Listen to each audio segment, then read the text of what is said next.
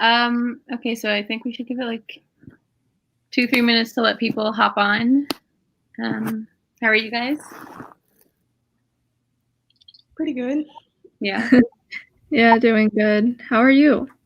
I'm good. I've been running around all day, but we're here, so it's fine. Yeah, thank you so much. I know this was a bit last minute for both of you. We did have a few more speakers who bailed, so that's fine. But we can make do with it because you guys are all really cool. And yeah. Do we want to do introductions? I can start, I guess. My name is Khadija Kokar. I use she, her pronouns. And I'm the Detroit Fellow for the Vote for a Future campaign. So, yeah, and I'm excited to hop on here with you guys and talk. Okay, I can go next. My name is Sarah. I use she, hers pronouns. I'm a friend of Khadija's.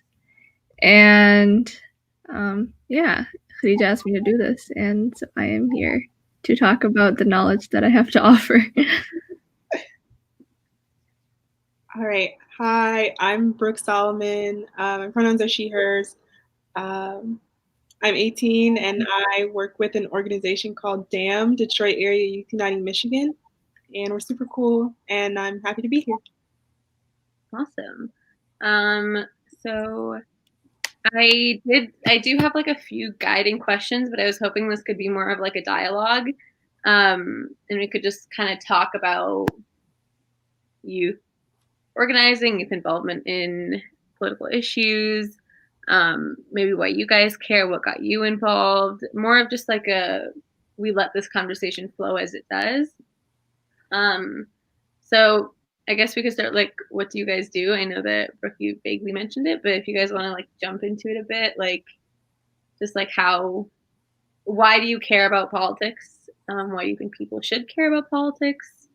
If you've ever gotten politically involved, how have you? Why? Like just the overall general question. So for me, I guess I got involved in high school. I think in high school was the time that I started, I guess, like just caring more about social issues in general and just being more aware about what's happening around the country. I remember March for Our Lives was a really big starting point for me because I think that was an issue that that was something I really wanted to get involved in because like with gun violence in schools around the country, like there were days where I was just scared to go to school. And I think that was like the most I was ever heavily impacted by a social issue in politics for the first time.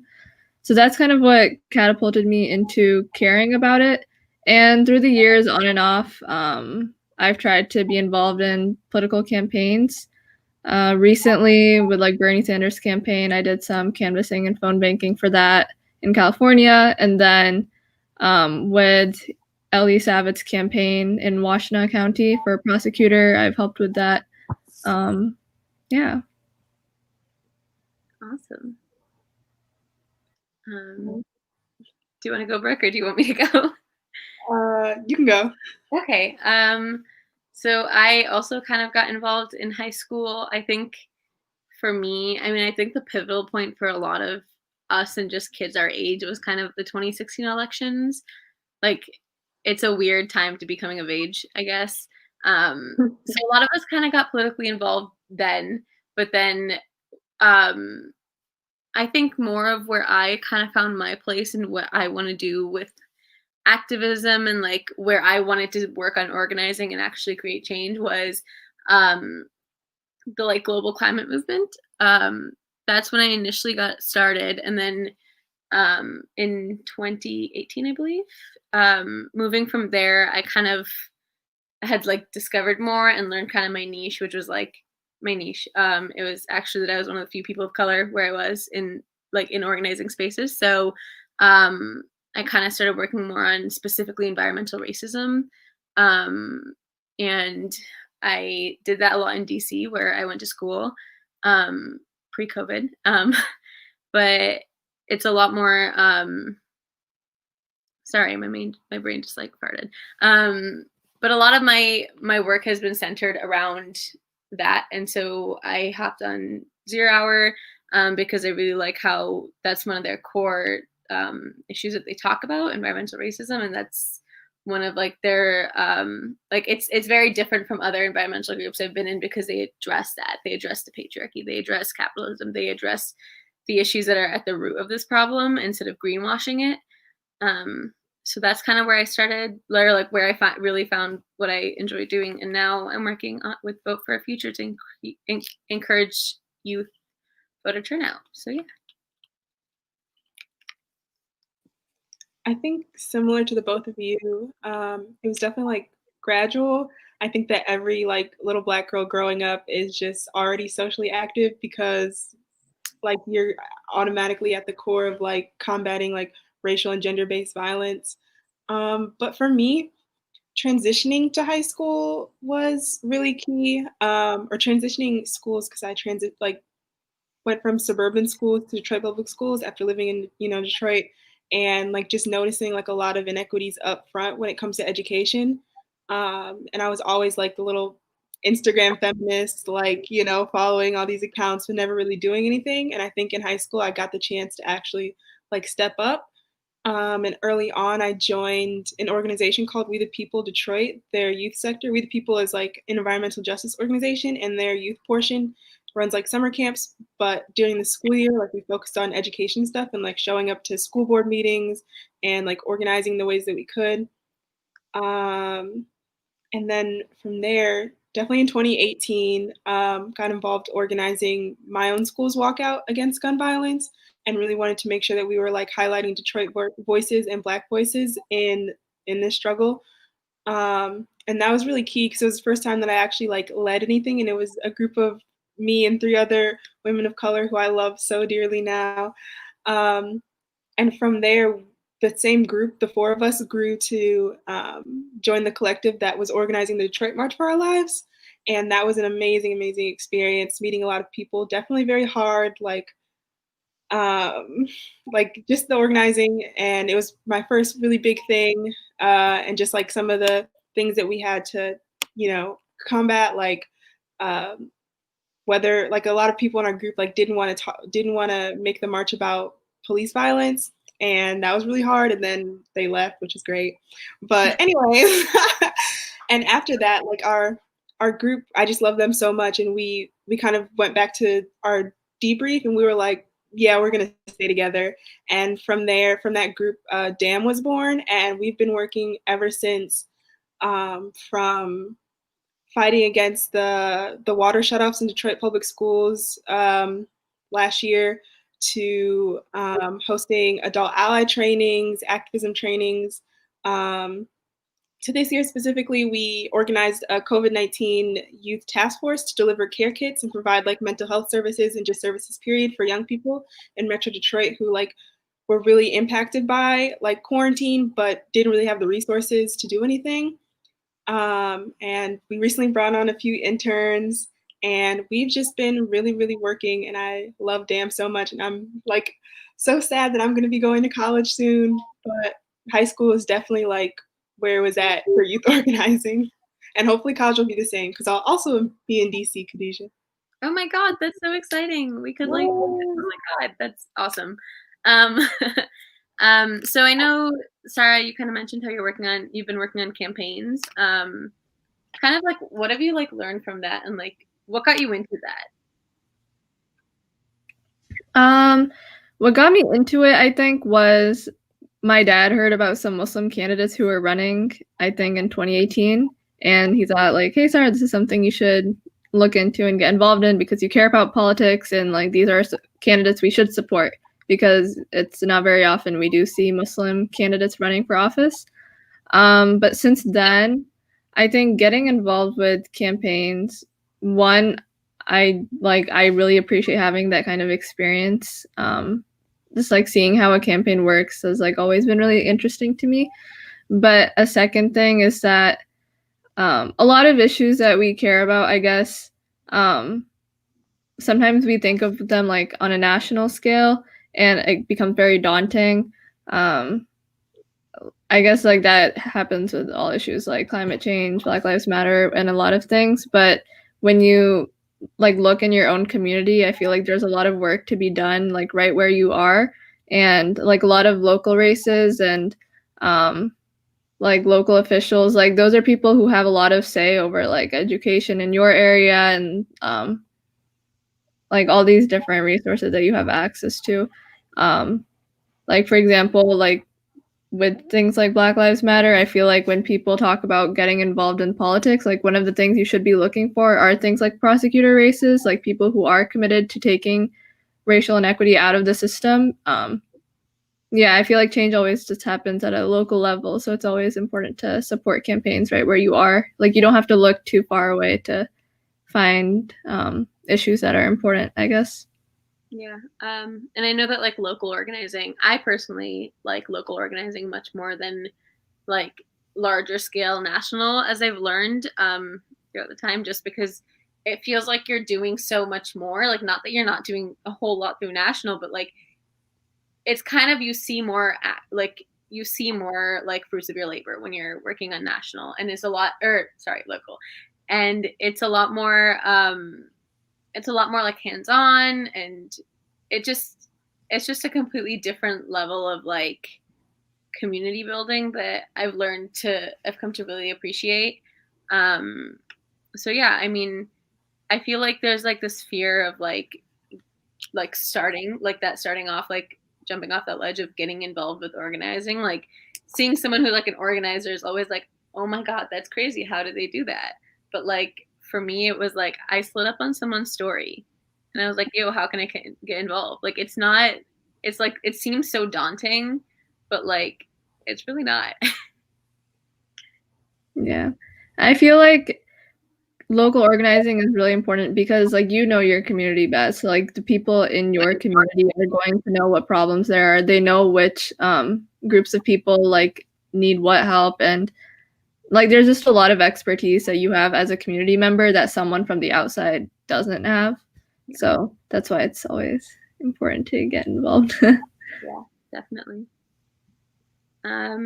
So like how has kind of throughout your like experience, as you would say, how have you kind of shifted the way that you've kind of interacted with politics in your communities, and how has it kind of changed, how has organizing changed the way that you kind of view community building, or just like your community in general? Like how has it shifted the way that you view life and politics around you?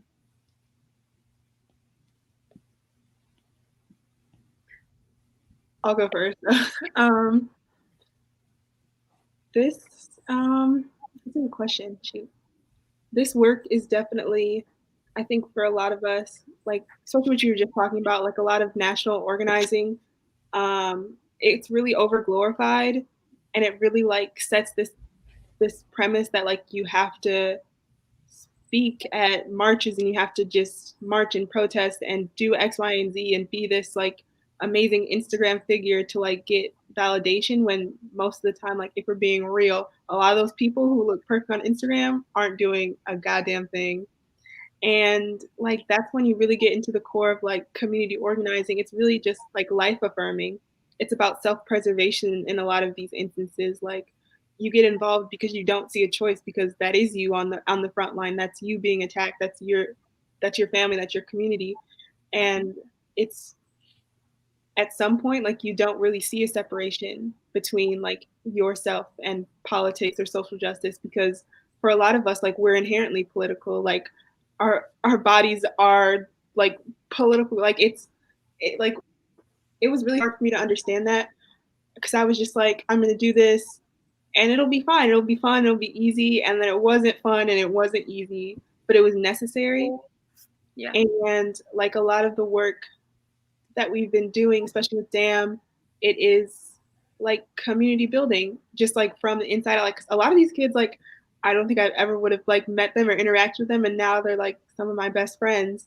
Like you said, like getting involved. Like my friend put me in contact with We the People of Detroit and said, I can't go to this meeting, but you should. It's right down the street from your house.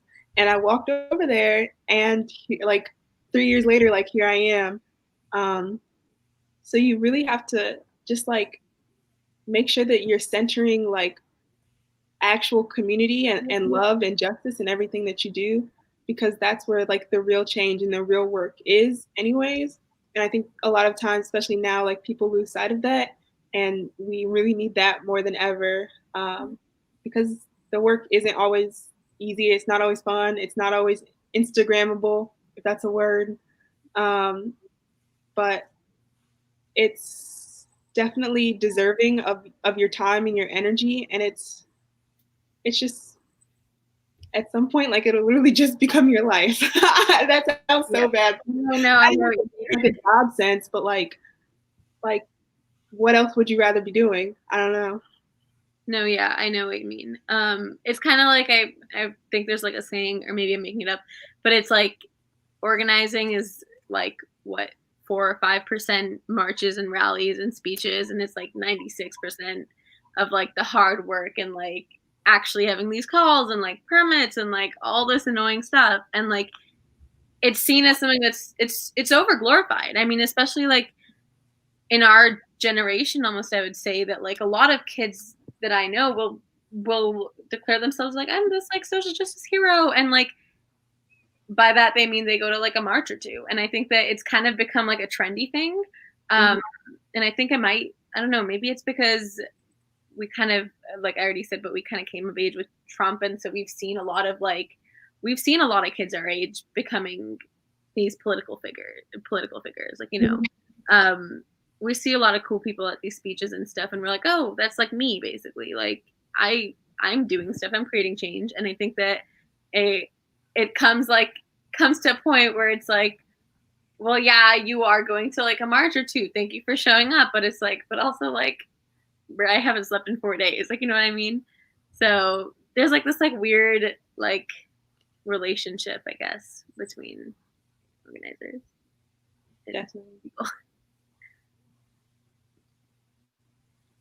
And I think that like, I mean, what you said was true. Like all three of us, I would say, as like women of color, we are in one way or another political. Like our existence is political. I mean, Sarah's a hijabi, you're a Black woman. And like it comes to a point where even if it's things that we don't acknowledge as us being political about, it's political. Like us caring about, like me caring about how Muslim women are represented as a Muslim woman. That's something that I wouldn't assume to be political immediately when I look at it and when I care about it and talk about it, but that in society has become politicized. So. Yeah, there's this French saying that I heard recently that goes like, politics, you may not care about politics, but politics cares about you.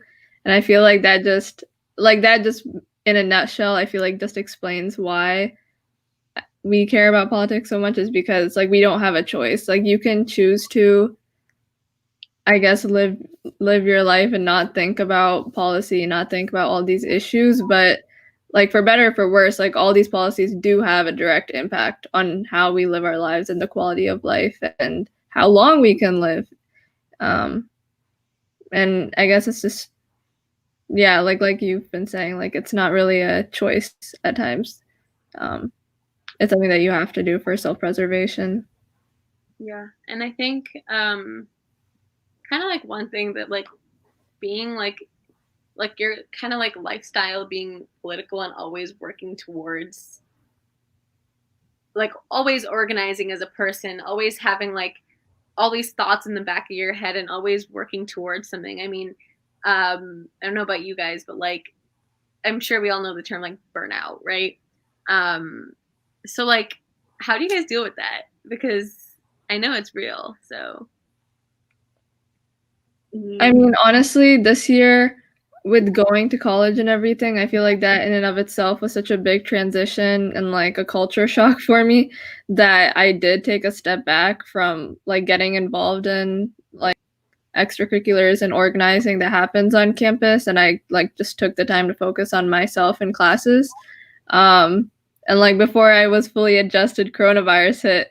But like with coronavirus came so many issues that like some of them I was aware of, but like some of them I wasn't. Some of them just got like so much worse because of the pandemic. Like, for example, thinking about like workers' rights on university campuses. Like, I think it was like, I think this happened at most campuses, but like a lot of workers were laid off. A lot of them weren't getting hazard pay. A lot of them were not receiving benefits. And I don't know, like these are things that you just can't ignore, right? Because these are the same people who like keep your dorms clean, you know, clean the dining halls you go to. Um, yeah, like these are, I don't know, I guess it just brought to light a lot of issues that it was just like impossible to ignore, I guess. And so that kind of brought me back into that sphere. Yeah, this was a really hard year. I mean, I know everyone says that because it's hard. 2020, ridiculous. But like, especially like a few months ago, I found myself like going out to like protest, and then having to be back for like my organizing calls to like, and then getting in the car to go drop off care packages, and then coming home and studying for my AP exams, and then trying to graduate, and then like worrying about like class 2020. I'm so sorry. I love you guys, but like this has been shit for us. Like I was so upset about like not being able to graduate, and all of that like really took a toll, and all of it happened so fast. Like we were under quarantine so fast. We got the news that school was canceled so fast. Protesting happened so fast. And then you find yourself just like rearing, like, what is even happening? Like, what are my days? Because there were so many times where it's like I'm up from morning to night, like it's constant. And that burnout does happen really, really quick. Um, and I think like a lot of us like are still trying to figure out how to deal with it, because so much of it like is very personal, like it is like it's our lives, um, but also like having to recognize that this is just like a piece of us. you know it's the sum of our parts, like even after that, like we're more than the sum of our parts. So just trying to like find time to relax, or not even find time, because if you try to find time you will never find it. Like you have to make it.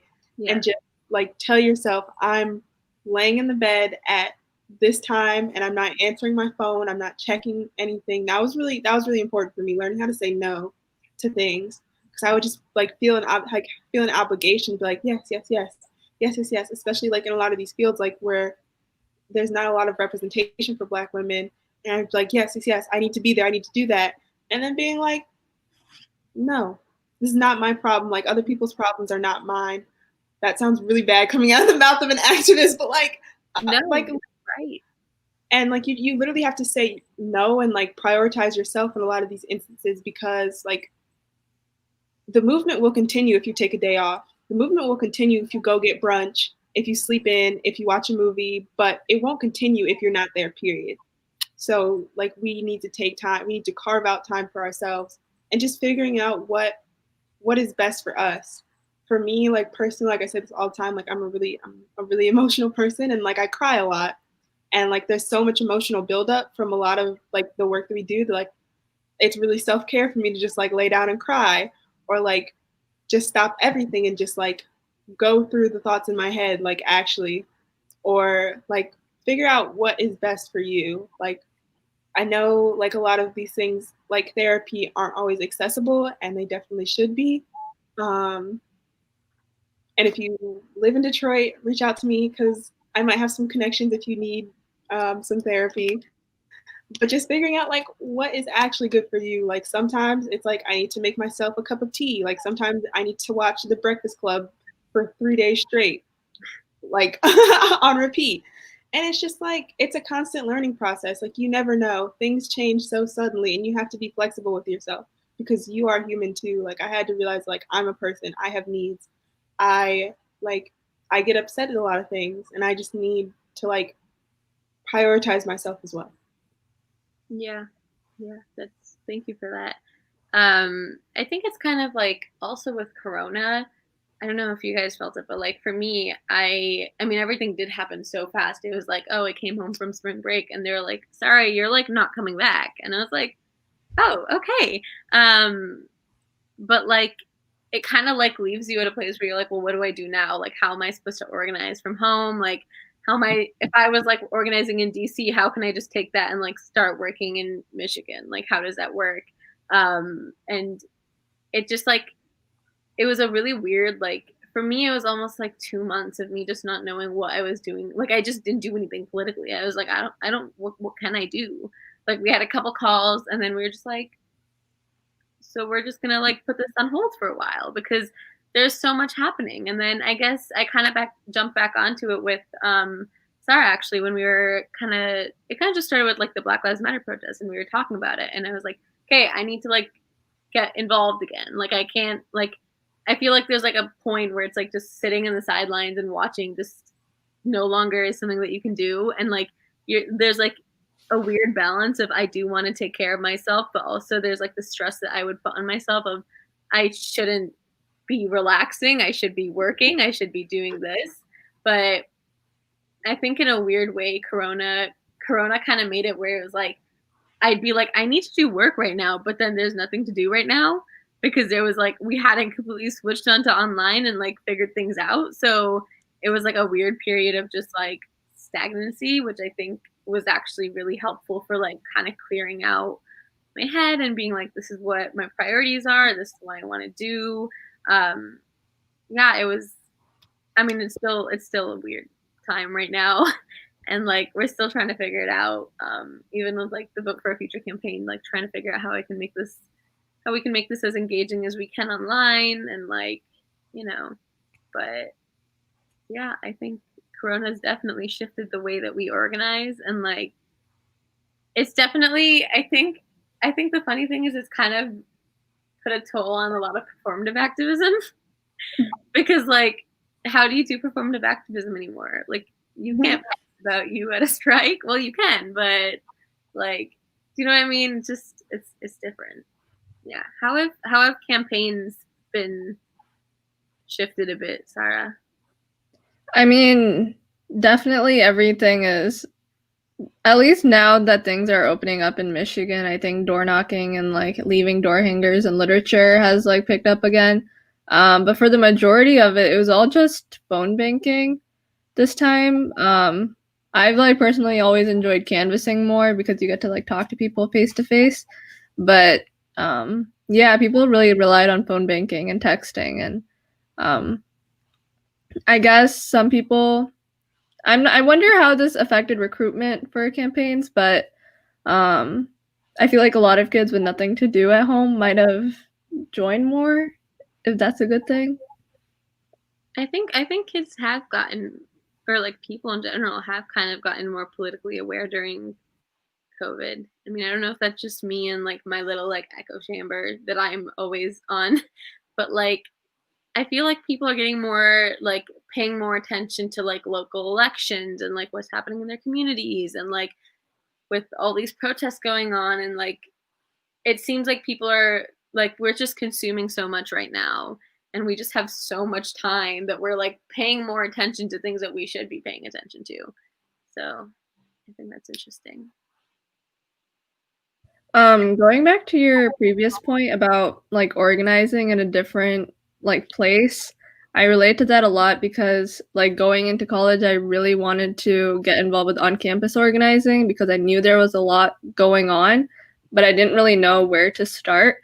And I feel like getting started like with organizing and joining different groups is always sort of a rocky experience, like not really knowing everything about like the history of the organization and then not knowing like enough about like the needs of the community like puts I guess like incoming people in a weird spot. And like by the time I was committed to join and like I was like spring quarter, like I've done the adjusting to college, like I need to start like getting involved and stuff, and then like coronavirus happened. So yeah, it was definitely a very weird year for all of this stuff, I guess. I don't know. I guess for college students though, I think it was also I think it was incredibly frustrating because there were so many plans of like, well, so many different like organizing projects and plans that like kind of just got thrown out the window because we had no other choice. It was like, wow, I've put in hours. We as a like group have put in hours and hours into this, and now it's just not there anymore. And I think that, I don't know, especially like going to college and going somewhere else, it's also like kind of daunting because you, well, I think this is in general, not even just relating to that, but whenever you start community organizing, there's a bit of a like a daunting feeling of like, am I the right person to do this? Like, am I supposed to be this person?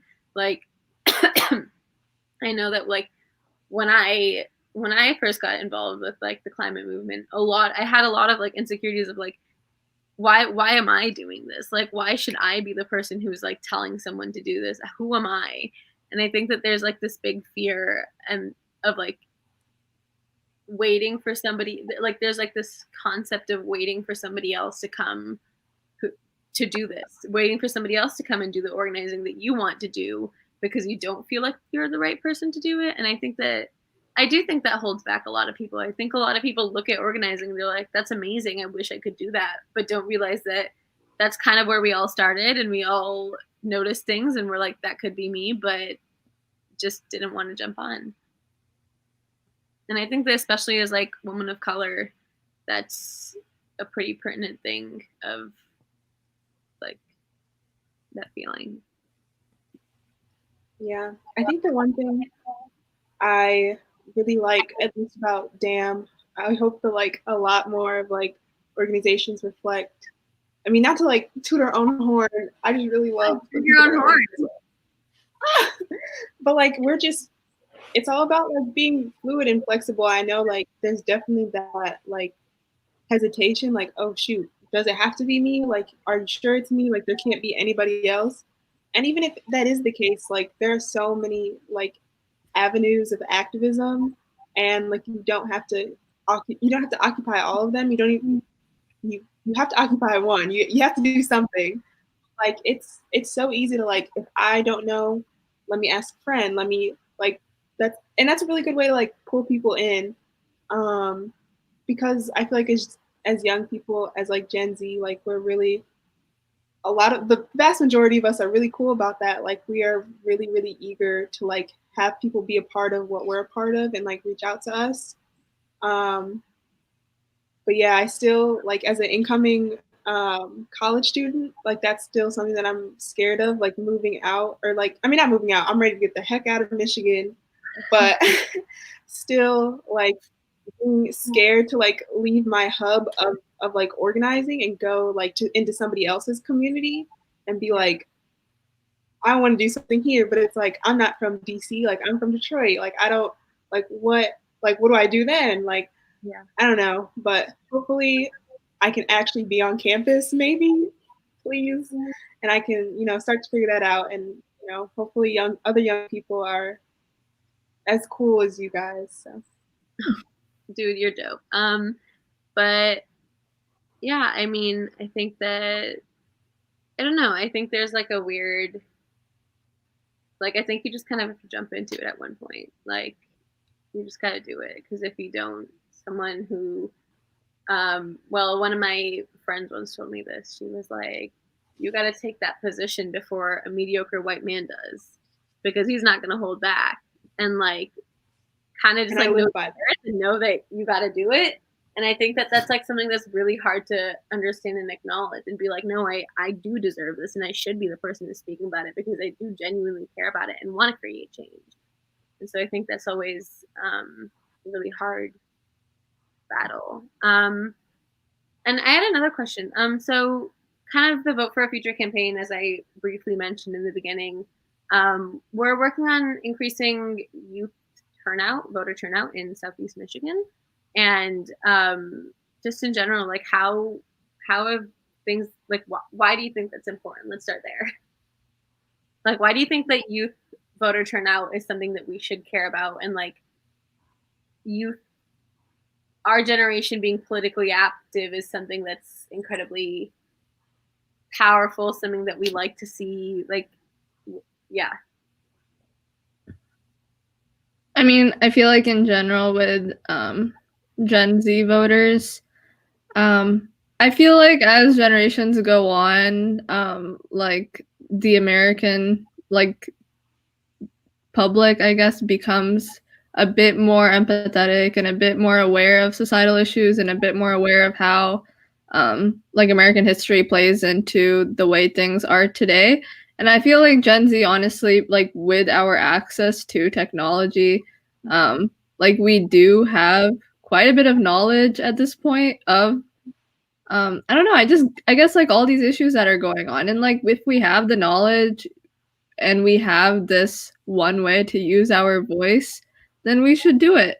And there's a lot of issues that impact Gen Z that don't impact older voters. Like, for example, climate change, like climate policy is so much more important to younger voters than it is to older voters who might not be around to see the impacts of climate change. But again, like if Gen Z isn't there to, you know, like take a stand for their own future and like, you know, push for a candidate that whose policies are going to affect our future, then I mean like the older people are not going to do it for us. So like it has to be us who shows up to the polls to push for our own demands. Yeah, I definitely agree with you what you just said, Sarah. Like if we don't do it, like no one's gonna do it for us, especially not just the vibe, but definitely not the older generations are gonna show up for our very like leftist views. So we that's kind of on us. And I just think that like it's important because we're important. Like we're a very important generation. You know, once again, not to toot our own horn, but like look at us, like we're pretty cool. And it's like, why wouldn't you want our opinions on things? And even if you don't, like, because voting is quite inaccessible for a reason, we're going to make sure that you hear all of our concerns and all of our solutions, because that's just the generation that we are, and that's what we strive to do. Just because I feel like when you get young people to turn out, like everyone turns out, because a lot of candidates who are here in Michigan, honestly, like even in Detroit, like are young people. Like a lot of the people who I support, like are some really, really cool people who like who are older than me, but I've organized with them in the past, and it's like, dang, dude, like you're running for office, and they're like, hell yeah, man. And so it's just like we have to support each other, and like we have to make sure that we stand up for ourselves and like for a future that we want to see. Yeah, I think that it's interesting because a lot of times the youth, kind of like youth opinions and like what we care about gets brushed aside a lot. I think that like, especially with like older politicians, like you see people who run away from Sunrise Kids, like they don't want to hear what we have to say. They don't really like they don't put value in what our opinions are, and we're kind of seen as like inferior just because we haven't, I don't know, we don't have like a master's in something, and like we don't have that experience. So it's really cool to see that, and then see like young people start to run, and see people who are millennials like running for office and doing something that like was never really a thing. Like I think that like the kind of like new wave of like younger people running for office all around the country is something that we're seeing post 2016 election mostly. And I think that it's really cool because they're listening to us, because they realize that young people are the ones who are kind of pushing, who should be pushing the vote. And like we are a crucial group and like demographic to listen to, and it's like we are the future, I mean. But like that's just, it's super cool to see people who are now running in favor of us, I guess. But what's also a little contradictory is that youth voter turnout is like really low right now. So like, what are your guys' thoughts on that? Something that I think worked really well on my college campus was this organization some students started because they knew how low voter turnout was, and it's like, especially from our campus, it was also very low.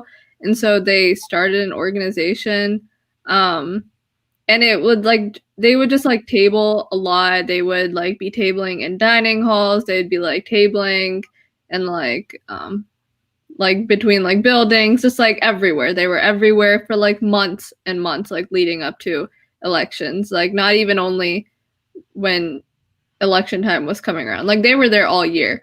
And because it was just so easy for kids to drop by, like fill out the turbo vote thing really fast, like you have a kid who's nagging you to like fill it out. Like it was just way too easy to not do it that like it really increased voter turnout this year. And having things like same day registration, I'm not sure how many states have that, but I know Michigan has that and like California has that as well. Like that also helped a lot. Yeah, I don't know. I feel like if students on college campuses like uh organized for this, I think they could do a lot, honestly, because there's so many kids on college campuses and like kids know their campuses best and they can like push the people around them, like other students around them to vote and stuff. And it's also like a peer pressure thing, you know, especially among like younger people to like, I don't know. I feel like if you see like your friends pushing people to vote, you're going to want to vote too. Um, yeah, I feel like it's easier to do the whole peer pressure thing with students than it is with adults. Yeah, I agree. I think that just in general, like voting is so, like I said before, like it's just inaccessible a lot of the times. Like election day is an international holiday. Like polls like continue to shut down. Like there's purposeful like voter suppression.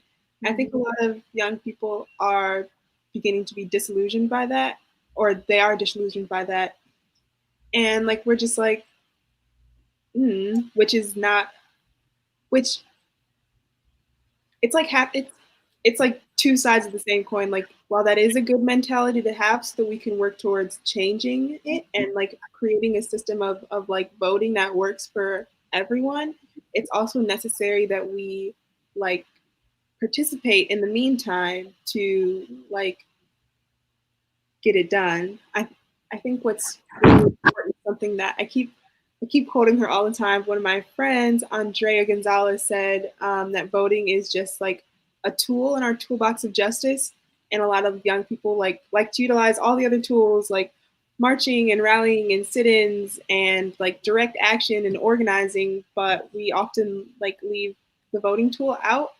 And it's just one thing that we can do.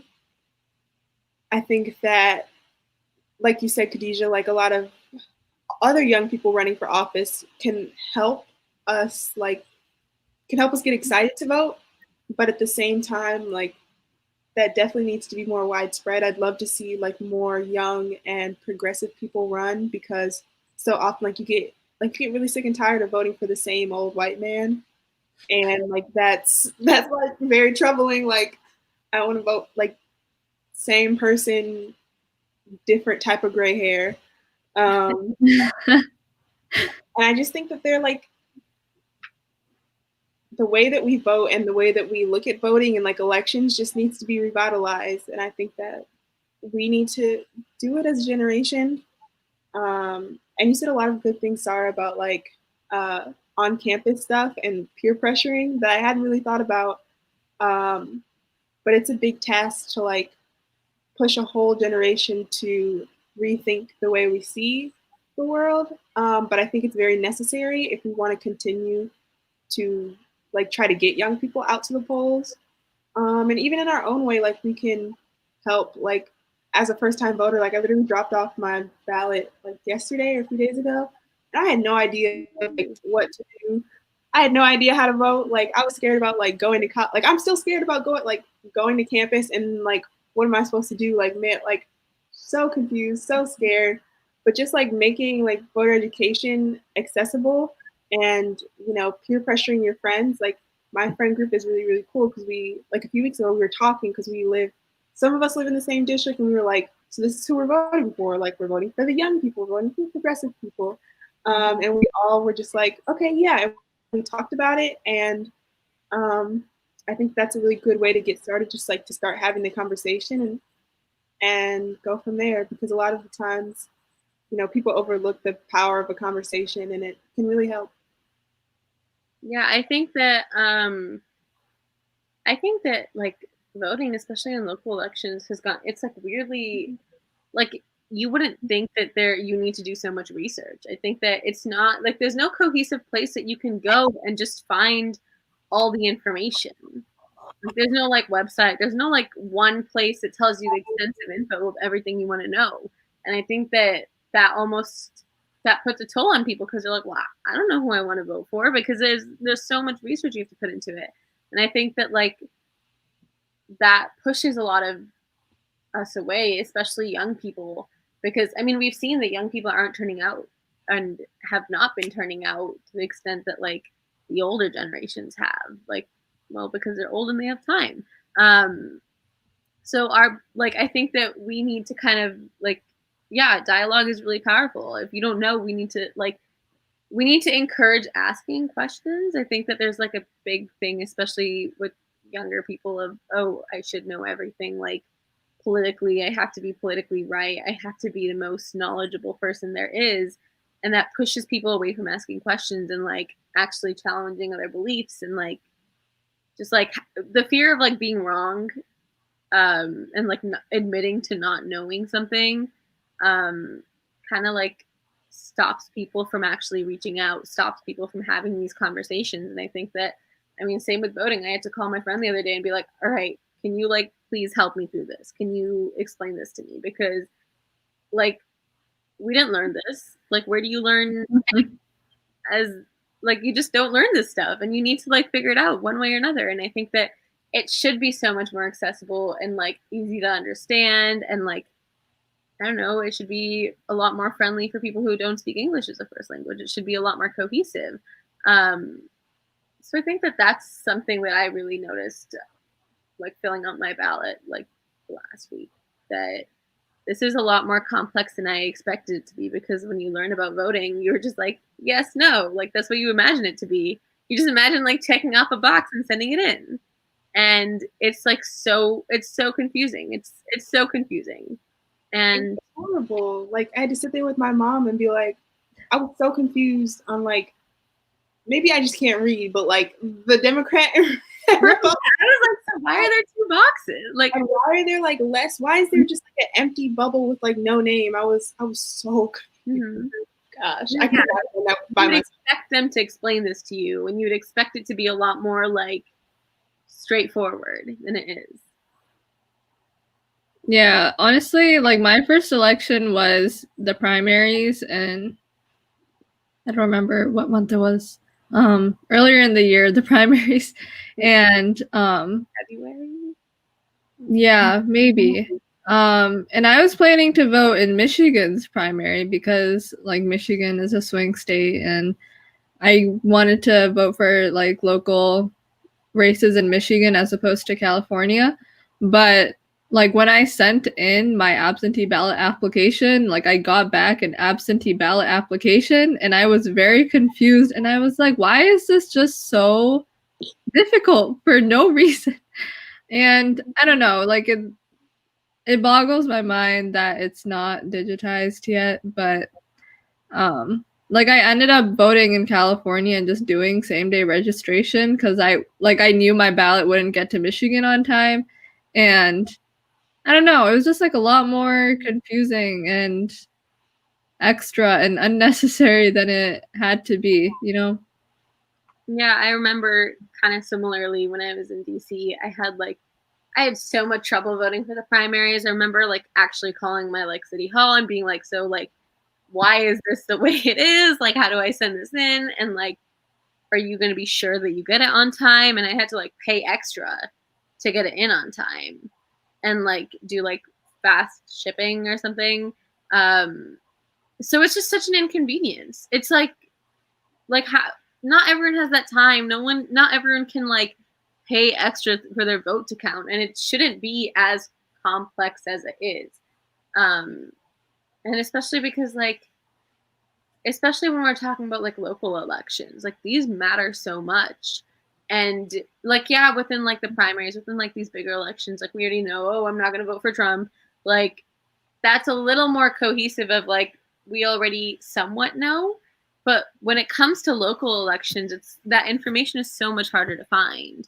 And like actually finding what you want and like finding like figuring out the history of all these like everyone who's running and like figuring out what they stand for, it's so much more of it's a responsibility put on yourself of like you have to sit down and like find that out for yourself. And like it just makes it so much harder for people to vote on local elections and be aware in what's happening locally. And Something. Sorry, Go ahead. No, you can go. Something I found really helpful when I was voting for the first time was because I was like, I found out the day of that I was going to vote for California local elections as well. Like I just looked up a local organization that had like progressive values that like aligned with mine, and they had a voting guide. I don't know what they're called, but like they wrote down all the candidates they endorse and like who they like think you should look out for on the ballot and stuff. And like things like that were like saved my they saved my life is dramatic, but it really helped voting the first time to make sure like my votes were actually going somewhere important and good. And yeah, I feel like a lot of local mosques do that. But I didn't see any for this election. I think coronavirus honestly just confused everyone. It kind of messed up everyone's plans. That's why I'm kind of afraid of like how voting, like the numbers are going to turn out with COVID, because on one hand, a lot of people are like, oh no, we're voting by mail. So like people are going to vote because they're going to get their ballot directly to them. And it's going to be so much more straightforward. But then it's like, you have to request a ballot and then you get that ballot. Like there's just so many steps that go into it. And I don't think that like, I don't know what to expect from it, to be completely honest. And then there's also the question of so many people don't have addresses.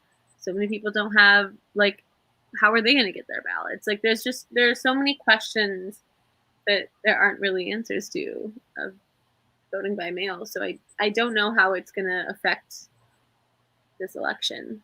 Especially since like a lot of people are sick right now. And it's like, if you're sicking at home, then well, you're sicking at home. But like if you're at a hospital, like if you're not at home, like and you're receiving treatment somewhere, like how does that just got me thinking about a lot of things, a lot of questions. But like, dang, I'm more worried. But we're gonna be good. We're gonna be good. We're gonna be great. Really, really hope we are. Yeah, but I think that I don't know. COVID has kind of really changed organizing as a whole. But it's also allowed like a lot of these corporations are like now going ahead with all these like crazy investments, and they're like, oh, we're just going to pollute more because no one's going to notice it and actually do anything about it because COVID. It's super interesting to see how it's changed the way that we are kind of interacting with our communities.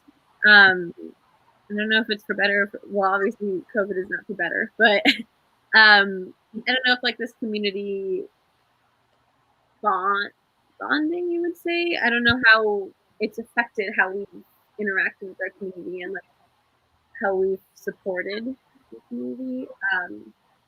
But it's definitely interesting to see how it plays out. And I really hope that with these local elections that are happening, the numbers show up, because like I hope that like the good young people who are voting for get elected. I hope a lot of things. A lot of hope. A lot of hope. I think hope makes the world go round. So yeah. I think we should start wrapping up, but before that, what is something you would like to say to the viewers or like people who are potentially interested in getting involved? Just like because people who are watching this are probably people who are either politically involved, want to get politically involved, somewhere in between. What's something you would want to tell them? And yeah, some parting thoughts.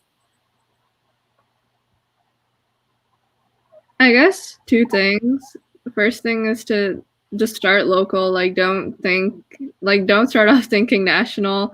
I mean, like, I think it's good to like have hopes for how like we can change the dialogue in our country, but like a lot of the good work that you can do that will have a direct, tangible impact is in your own community, and like you know your community best. And like it can be any community. It can be like your local like mosque or like religious like place of worship. It can be like the people in your neighborhood that like live with you. It can be like the students and like your campus community. Like there's a lot of different communities you're a part of, and there's a lot of issues of importance in each of them. And I think like that's the best place to start is local.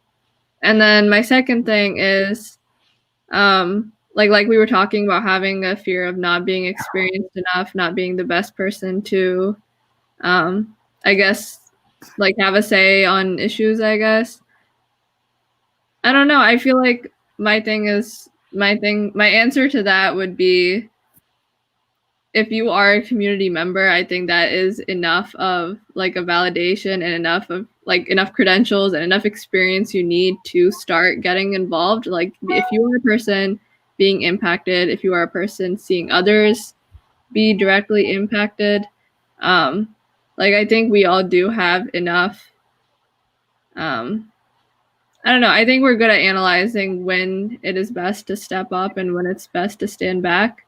But if you feel like you don't have enough experience, then honestly, I say just go for it.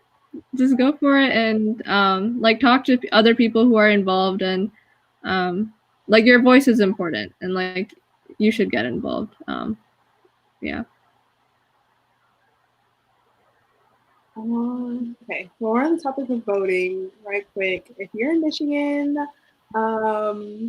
vote for Rashida Tlaib, District 13, period. Vote for Abraham Mahesh, State District 4. And if you're in Detroit, Victoria Burton Harris for prosecutor. And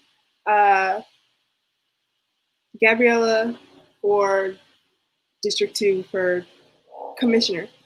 That was a lot of names, but write it down. Secondly, I don't know, just always push the like don't be afraid to push the envelope. Like I don't mean to sound like I'm some rebel because I'm not. Well, but like rules are made to be broken and break them all the time. And I promise you, like it will But get in a you. reasonable way, obviously. Yeah, of course. Um, also, like make sure that your intentions are good. Like you're not looking for spotlight. You're not looking for a brand endorsement or like whatever. Make sure you're looking for community. You're looking to get friends and like you're looking for justice and that you're wholesome in your intentions. And then always remember, like Star Wars said, rebellions are built on hope. So always be hopeful. Like I know you see a lot of glorified images out there of like activism, but it's hard and it's rough a lot of the times. But you always have to be positive. Well, give or take, but you can never be like hopeless. Like honestly, you have to always keep pushing just one foot in front of the other for whatever, even if it's little, just community-based, local. Just always believe in yourself and keep going. Like you got this. And if you need help on anything, like don't be afraid to reach out to people. It can be me or just anyone. Like slide into somebody's DMs because I promise you, we're all very nice. And if we're not, then there are 10 million other people out there to slide into their DMs. Yeah. And organizers always want more organizers to work with. Right. Reach out and like people will say yes. They will need your help. If they say no and they're gatekeeping, then they're not organizer, and that's a red flag automatically. Yeah. And like, please vote if you can vote. If your parents haven't voted yet, get them to vote. Get them to vote for your future. Like, there are just so many issues that need to be addressed. And like, for example, the Green New Deal, we need to push for that. We need to vote people in who will care about these issues that are going to affect us, that we need solutions that are catered towards us for.